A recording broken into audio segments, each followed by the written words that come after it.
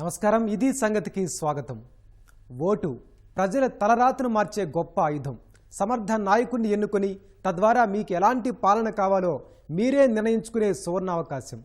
Vote వేయకుండా ఈయనొస్తే బాగుండేది, ఆయన ఇది చేస్తే బాగుండు అనుకోకుండా ఓటు వేసి మీకు ఎలాంటి పరిపాలన కావాలో మీరే నిర్ణయించుకునే సువర్ణ అవకాశాన్ని ఓటు కల్పిస్తుంది. ఎన్నికల సంఘం, ఎన్జిఓలు, సామాజిక కార్యకర్తలు ఓటుపై ఎప్పటికప్పుడు విస్తృత ప్రచారం చేస్తూ ఓటు విలువను చెబుతున్నప్పటికీ ఓటింగ్ శాతం మాత్రం పెరగడం లేదు. ఓటు వేసేవారు గడప దాటి పెద్ద సంఖ్యలో పోలింగ్ కేంద్రాలకు రావడం లేదు. అసలు నీ ఒక్క ఓటు ఎందుకు? ఓటు వేయడానికి ప్రజలు ముందుకెందుకు రావాలి? ఇప్పుడు చూద్దాం.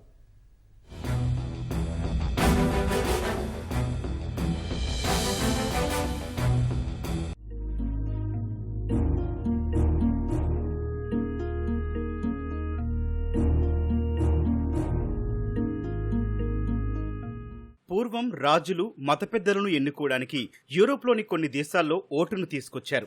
అది కూడా నచ్చిన వారికి మద్దతుగా చేతులు పైకి లేపి ఎన్నుకునేవారు. అలా కాలక్రమంలో బ్యాలెట్ పేపర్లతో నాయకుడిని ఎన్నుకోవడం చేశారు. ఇప్పుడు ఈవీఎంలతో పాటు ఒక్కో దేశంలో ఒక్కో రకంగా ఎన్నికల నిర్వహణ జరుగుతుంది. ముఖ్యంగా భారత్ లాంటి ప్రజాస్వామిక దేశంలో ఎన్నికలనేవి ఒక పెద్ద పండుగ. ఎక్కడున్నా ఎన్నికల రోజు ఎక్కడైతే ఓటు ఉందో ఆ ప్రాంతానికి చేరుకొని ప్రజలు ఓటు వేస్తుంటారు. ఎన్నో వ్యయ ప్రయాసలతో ప్రయాణాలు చేసి ఓటు హక్కును వినియోగించుకుంటున్నారు. కొన్నేళ్లుగా భారత్లో జరుగుతోన్న తంతు ఇది. అతిపెద్ద ప్రజాస్వామ్య దేశమైన భారత్లో ఎన్నికలంటే ఒక పెద్ద ప్రక్రియ. సినిమా టికెట్ల కోసం ఎలాగైతే క్యూలో నిలబడతామో ఓట్ల కోసం కూడా ఎంతసేపైనా లైన్లలో నిలబడేవారు మన దగ్గర ఉన్నారు. కానీ రాను రాను నిర్లక్ష్యం చేస్తూ ఓటును వెయ్యడమే మరిచిపోతున్నారు.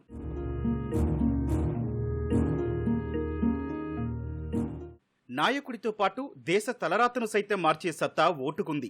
రాజకీయ అధికారంలో ప్రజలను భాగస్వాములు చేయడం ద్వారా తమను తాము పాలించుకోవడానికి ఉద్దేశించిన ప్రభుత్వ విధానమే ప్రజాస్వామ్యం. ఈ ప్రజాస్వామ్యానికి ప్రాతిపదిక ఎన్నికల్లో ప్రజలు వేసే ఓటు. తాము ప్రాతినిధ్యం వహిస్తోన్న నియోజకవర్గం బరిలో నిలిచిన అభ్యర్థుల్లో సమర్థుణ్ణి నిర్ణయించి గెలిపించుకునే అవకాశం పౌరులకు కల్పిస్తోంది ఓటు. ప్రజలు అంతిమంగా విచక్షణతో వినియోగించుకునే ఓటు ద్వారానే ప్రభుత్వ స్వరూపం, స్వభావం ఆధారపడి ఉంటాయి. ప్రభుత్వం మంచిదైనా చెడ్డదైనా దాన్ని ఏర్పాటు చేసుకునే బాధ్యత అంతిమంగా ప్రజలదే.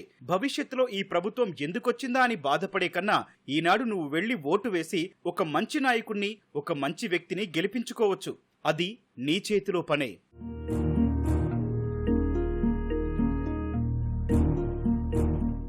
మంచి నాయకత్వం లేకుండా మంచి ప్రభుత్వం, సమాజం సాకారం కావు. మంచి నాయకులు సమాజానికి సేవ చేస్తే దుష్ట నాయకులు దోచుకుంటారు. సమాజమే తమకు సేవ చేసే విధంగా మలుచుకుంటారు. అలాంటి ఉదాహరణలు నేటి సమాజంలో మనం చూస్తున్నాం. అదే నువ్వు ఒక సమర్థ నాయకుడిని ఎన్నుకోవడానికి వేస్తే ఈ తలనొప్పి ఉండదు. మంచి నాయకులను ఎన్నుకోవడానికి, తద్వారా మంచి ప్రభుత్వాన్ని ఏర్పాటు చేసుకోవడానికి ప్రజలకు దక్కిన వెలకట్టలేని ఆయుధం ఓటు. నేతలతో పాటు తమ చుట్టూ ఉన్న సమాజం, తద్వారా దేశం తలరాతను మార్చే సత్తా ఓటుకు ఉంది. అందుకే ప్రజాస్వామ్య వ్యవస్థ పటిష్టంగా ఉండాలంటే ప్రతి పౌరుడు ఓటు హక్కును తప్పకుండా వినియోగించుకోవాలి. ఓటు అంటే బాధ్యతతో కూడిన ఒక హక్కు. ఆ హక్కును వినియోగించుకోవడం నీకు రాజ్యాంగం కల్పించిన గొప్ప అవకాశం. ఈవెన్చువలీ ఒక్కొక్క డ్రాప్తో మన సముద్రం అవుతుంది. అదేవిధంగా ఒక్కొక్క ఓట్తో మనకు అంటే కాన్స్టిట్యుయెన్సీ నుండి ఎలెక్ట్ అయిన వ్యక్తి వెళ్తారు. So your vote is equally important. మీరు ఒక పార్టీకి ఓట్ చేస్తారు, యువర్ ఫ్రెండ్స్, యువర్ సర్కిల్, ఒక పొలిటికల్ అవేర్నెస్ మీరు ఓట్ వేస్తారు. First of all you are giving to party X or party Y or candidate A or candidate B. అప్పుడు మీరు డెఫినెట్గా కొంచెం ఫాలో చేస్తున్నారు. May not be everything, but మీరు ఒక చాయిస్ చేస్తున్నారు. That means you are following politics, that means you are judging, that means you are participating స్వరాజ్యంలో. So all these things are important for the individual also. ఇంకొకటి అంటే there are instances when votes have been, ఈ elections have been decided 2 votes ద్వారా ఒకసారి జరిగింది, 1 vote ద్వారా జరిగింది. So all these issues are there. No vote is unimportant. నేను ఒక్కరే అట్లా కాదు, చాలా ఇంపార్టెంట్. మీరు ఒక్కరే, యు ఆర్ ది కింగ్ అట్లా ఆలోచన ఉండాలి, యు ఆర్ ద క్వీన్ అట్లా ఆలోచన ఉండాలి. ప్రతి ఓటు ప్రజల జీవితాలని మెరుగుపరచడానికి ఉపయోగపడే అమూల్యమైన సాధనం. ప్రజాస్వామ్య పునాదులు పటిష్టంగా ఉండాలంటే ఓటు వేసి తీరాల్సిందే. పౌరులు వేసే ఓటు కేవలం నాయకులు, ప్రజాస్వామ్యాన్నే కాదు, దేశ భవిష్యత్తును కూడా నిర్ణయిస్తుంది. ఓటు ద్వారా తాము గెలిపించిన నాయకుడు బాధ్యతతో పనిచేస్తే ఆయన ఇచ్చిన హామీలు నెరవేర్చే అవకాశం ఉంటుంది. రోడ్లు, మంచినీరు, పారిశుధ్యం, రవాణా వంటి కనీస సౌకర్యాలతో పాటు పౌరులుగా నీకు రావాల్సిన అన్నింటినీ దక్కించుకోవచ్చు. ప్రభుత్వాలు పాలన సమర్థంగా సాగిస్తే దేశం ఆర్థికంగా పటిష్టమవుతుంది. ఉద్యోగాల కల్పనకు ఆస్కారం ఏర్పడుతుంది. తద్వారా ప్రస్తుత, భవిష్యత్తు తరాల జీవితం బాగుపడుతుంది. ఓటు వేసి నిజాయితీ గల నాయకుణ్ణి ఎన్నుకుంటే అవినీతికి ఆస్కారం ఉండదు. పాలనలో పారదర్శకత కనిపిస్తుంది. ఓటుకు ఇంత బలం ఉంది కనుకే నీ ఒక్క ఓటును నువ్వు విస్మరించకూడదు.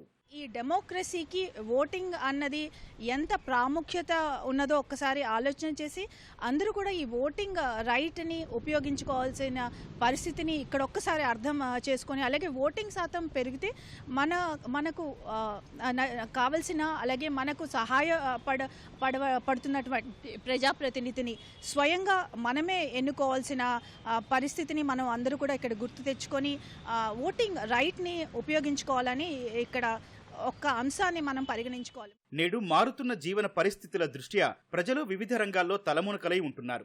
ఓటింగ్ రోజు తమ ఓటు హక్కు వినియోగించుకోకపోవడంతో ఓటింగ్ శాతం మెరుగైన స్థాయిలో నమోదు కావడం లేదు. ముఖ్యంగా పట్టణాల్లో ఉన్నటువంటి ప్రజలు పోలింగ్ స్టేషన్లకు వెళ్లడానికి కొంత అనాసక్తి కనబడుతోంది. ఇంకా నా ఒక్క ఓటే కదా, ఏమవుతుందిలే అన్న నిర్లక్ష్యం. నువ్వు ఒక్కడివే, మరి నీలా ఒక్కరు కలిస్తే లక్షల మంది అవుతున్నారు కదా. అది మాత్రం ఓటర్ ఆలోచించడం లేదు. 100% కాదు కదా, కనీసం 80 నుంచి 90% కూడా ఓటింగ్ శాతం నమోదు కావటం లేదు. మీ అమూల్యమైన ఆ ఒక్క ఓటును వెయ్యండి, సమాజ గతిని మార్చండి.